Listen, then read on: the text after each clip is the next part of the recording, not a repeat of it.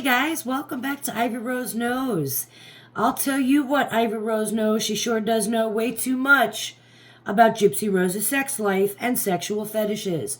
So there's that. Yes, we are going to talk about Gypsy Rose's book, and there were a couple of points that I want to make. Number one, the secondhand embarrassment with this book is absolutely real. I read the book, and for real, it's like, ugh. You know, if I got secondhand embarrassment reading this book, hey Rod, how you doing? You good, buddy? Because I want to know how Rod feels. How does Rod feel after his daughter put out this smut? I mean, you got to sit there and act like you're all proud of Miss Gypsy Rose, but how can you be proud of the book she wrote? The book had absolutely nothing to do about her memoir. It had nothing to do with her story, really. I mean, a lot of it was just based on sexual encounters or fetishes of hers, in my opinion. And of course, we all know that money means absolutely everything to these people, especially Rod and Gypsy and Christy, right? We know that whatever she comes up with, whatever her story is, it makes money. It's all about what's going to sell and make the money. Gypsy Rose's story has always been about what people are willing to pay for. Sex is a big time seller. People pay for it. Okay? Sex sells. Sex sells clothes. Sex sells makeup. Sex sells shows and, movies. Sex sells books. So that is why I believe partially, okay, not fully, but partially, why her book was mainly focused on sex and her hypersexuality, and everything in turn went back to sex, which to me is really disturbing. Because again, sex sells, and she needed her book to sell. She needed her book to make money. They all did. So that could be one reason why it seemed like her book was nothing but a soft porn. I'm just saying. It really didn't tell much of her story. And with the exception of a lot of the stories being exaggerated, we heard some extra sexual stories thrown in there. The only thing I found in her book that was different, that, I don't know, caught me off guard was, do you remember the story where she shot Dee Dee with the BB gun? Well, in her book, she states not only did she pick up that BB gun and shoot Dee Dee with it, but she also picked up a knife. She shot Dee Dee with the BB gun while holding the knife in her hand, and then backed Dee Dee up into a corner with the knife towards her. So, who was afraid of whom? Who was the aggressor in that story? Gypsy couldn't have been too scared of her mother if she was able to shoot her with a BB gun and hold a knife to her, all in the same situation. That story really got to me, because it really showed me that Gypsy could have very well have been the aggressor. Not Dee Dee. Who was abusing who? I believe that Dee Dee was afraid of Gypsy. I believe Dee Dee knew something was wrong psychologically with Gypsy. I believe that she's known it since Gypsy was a little kid. And that's why she prevented her from playing with Barbies. That's why she prevented her from going out and being with men. I personally believe that Dee Dee knew something was wrong with Gypsy. I believe Dee Dee was afraid of Gypsy. I don't believe that Gypsy was abused by Dee Dee. So, again, I feel like there was a lot in this book that if you read between the lines, you can really pick out. You know, the whole story about the surgery on her throat. Gypsy, you control your voice. You could have stopped squeaking. You didn't have to kill your mother. I really believe that the murder of Dee Dee happened because Gypsy was playing out a sexual fantasy.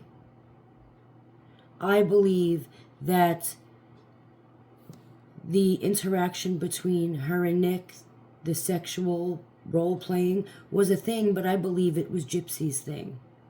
I don't believe Nick was the one who brought it to Gypsy, and I believe Gypsy brought it to him. We know that Gypsy brought it to Dan. And this whole role-playing thing, I feel like, was this murder all just one big role play? Was it just acting out her fantasy? I don't know, but I don't believe that she killed Dee Dee because she had no other choice. She had access to the telephones. She had access to computers. She had access to bus passes. In fact, she even had access to Dee Dee's money.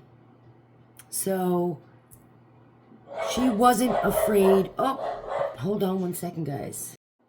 Sorry about that. Of course, more Amazon deliveries are coming.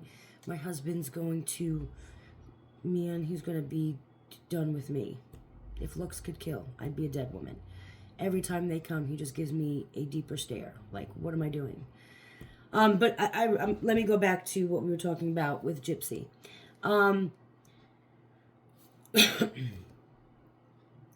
So this whole book, I feel like, was just one big shit show to sell and make money on this supposed story, on this fake narrative that she was abused.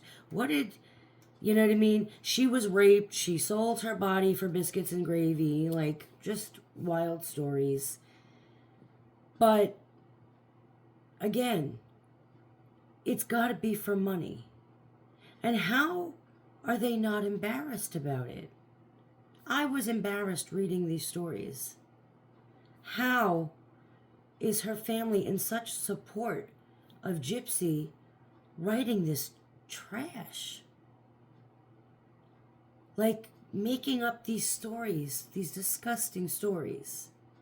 And a lot of these stories had absolutely nothing to do with her main story, with the story of abuse and murder and all of that. Some of these sexual stories had absolutely nothing to do with it. So why even bring them up?